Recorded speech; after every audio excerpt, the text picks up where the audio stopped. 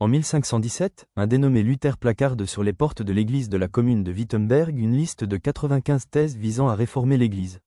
Luther est obnubilé par la mort et veut sauver son âme, caractéristique fréquente chez les chrétiens de l'époque, où l'Europe est régulièrement touchée par des épidémies. C'est ainsi qu'en 1505, il entre au monastère augustin d'Erfurt, il s'engage dans la religion après un terrible orage où il a pensé que la mort venait. En 1507, Luther est ordonné prêtre. Il suit des études de théologie, à partir de 1512 et rapidement devient professeur.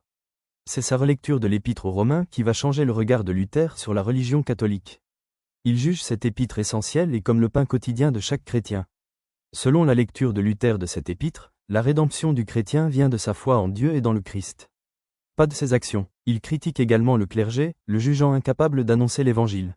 À Meaux, l'évêque Brissonnet veut relever l'instruction de ses prêtres, il constitue une équipe de prédicateurs pour annoncer correctement l'évangile.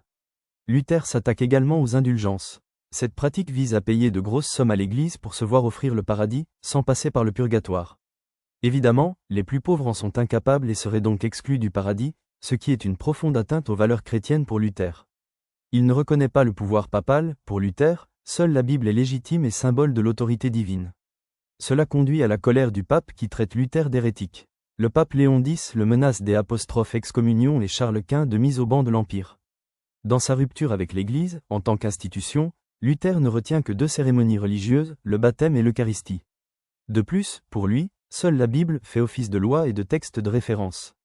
Érasme, humaniste et théologien, a influencé la réforme par ses critiques de l'Église catholique, notamment sur les abus cléricaux et les indulgences, dans des œuvres comme l'Éloge de la folie.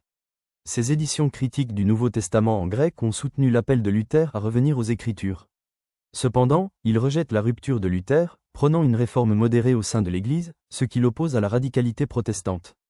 Jean Calvin, figure clé de la Réforme, développe une théologie centrée sur la souveraineté de Dieu et la prédestination, influencée par l'Épître aux Romains. À Genève, il organise une église réformée stricte, rejetant l'autorité papale et les indulgences, comme Luther. Contrairement à Érasme, il rompt radicalement avec l'Église catholique, structurant le protestantisme avec des institutions et une discipline rigoureuse.